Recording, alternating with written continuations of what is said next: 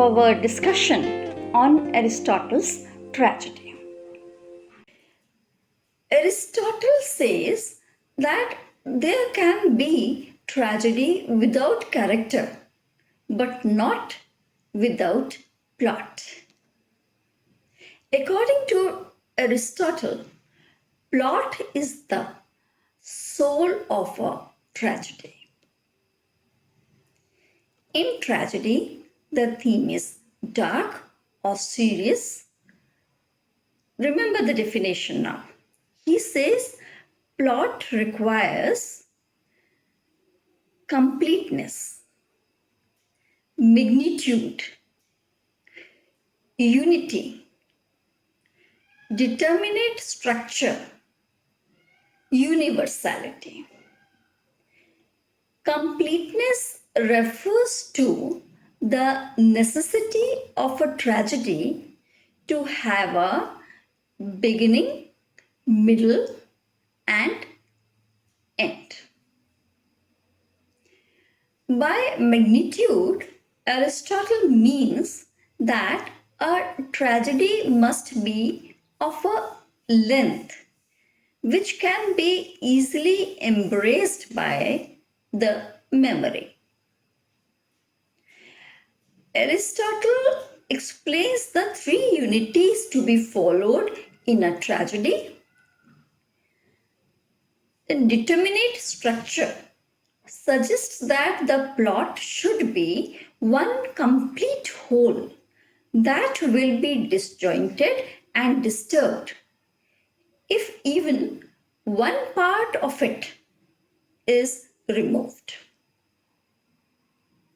Universality refers to the necessity of a given character to speak or act according to how most individuals would respond to in a given situation, according to the law of probability or necessity.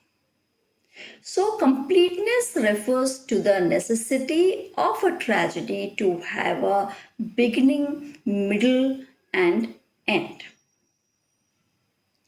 An exposition is defined as an origin by which something naturally comes to be. This will explain the circumstances or situation from which the action is to take course. A complication or rising action during which it progresses or grows more involved. A climax or crisis is when it takes a turn for the worse. A denouement or falling action is which unravels the complication and catastrophe that decides the fate of its character. By magnitude, Aristotle means that a tragedy must be of a length which can be easily embraced by the memory. But then Aristotle believes that the longer a tragedy, the more beautiful it can be. However, it should maintain its beginning, middle, and end. So, in a 5-act tragedy, the first act is exposition. The second act shows the rising action. The third act is the climax. The fourth act is the denouement. The final act is catastrophe. Though this is not watertight classification. About unity, a tragedy or any drama for that matter has to deliver its message in the span of few hours. So here Aristotle explains the three unities to be followed in a tragedy. First is unity of time, whereby a tragedy should incorporate a complete action as will be presented in one revolution of the sun or slightly more. That is, the events presented should not require more than a day to occur. Second, unity of place, whereby the actions occur in more or less a single place. This was inevitable, taking into consideration the means of transportation existing in those days. Third and final, unity of action is by far the most important of all tragedies. It refers to the presentation of a single complete action which becomes easy for the human mind to grasp. Now, the second constituent of tragedy is characters. The agents that carry forward the plot are called characters. Characterization is an important constituent of a play after the plot. The tragic hero was a person of high social position, like a king or a prince. He was a good man, but not perfectly good. The tragic hero is neither too virtuous nor too vicious, but his misfortune or fall is brought about by some error or frailty. He unknowingly commits a series of such errors. During the course of the tragedy, he passes from prosperity to adversity because of some hamartia, which is a miscalculation or an error in judgment. Aristotle called it hamartia, which means tragic flaw. It is owing to this flaw that the protagonist comes into conflict with fate and ultimately meets his doom through the workings of fate called nemesis. Aristotle describes four essential elements of successful characterization. First is goodness, then appropriateness, then likeness, and finally the fourth one is consistency. Goodness, he says, a character is good if his words, deeds, and actions reveal that his purpose is good. Goodness, according to the Greek conception, does not lay in merely endurance or humility, but it lays in the strength and intensity of character. It lays in the greatness of soul, even in physical strength, which enables a man to achieve his ends. The second constituent, appropriateness in the character. This means that the characters must be true to their type or status.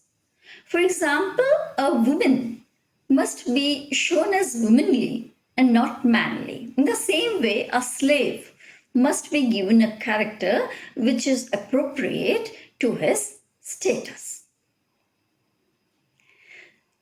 The third point, likeness, is the characters must be like ourselves or true to life. They must have the virtues and weaknesses, joys and sorrows, loves and hatreds. Next, consistency. They must be true to their own natures and their actions must be consistent. Thus, a rash and impulsive person should act rashly and impulsively throughout the play. There should be no sudden changes in character. The third constituent of tragedy is diction. Diction means the expression of the meanings in words. It is the exchange of words between the characters in a tragedy. Dialogues carry the action forward in the form of verse or prose. Soliloquies and asides also form an important part of dramatic speech and help in understanding of the characters. Chorus was an important constituent of Greek drama and consisted of 50 persons. It had an interpretative function. This body of persons formed a multiple individuality, moving, dancing, and singing together, and continually interrupting the dialogue and the progress of the action with its odes and interludes. The fourth constituent of tragedy, thought. Thought is the faculty of saying what is possible and pertinent in given circumstances. This comprises both the rational processes through which characters come to decisions as represented in the drama, as well as the values put forward in the form of maxims and proverbs. Fifth constituent, song. Song held the chief position among embellishments in Greek tragedy. Some parts of the text of the play are conveyed through the singing of the chorus or of other characters. Last constituent, spectacle. Spectacle has an emotional attraction of its own, but of all parts, it is the least artistic. Aristotle ranks spectacle last in importance among the other components of tragedy. Spectacle includes all aspects of the tragedy that contribute to its sensory effects, like costumes, scenery, the gestures of the actors, the sound of the music, and the resonance of the actors' voices. The spectacular effects do not depend on the art of the poet, but on the stage mechanism.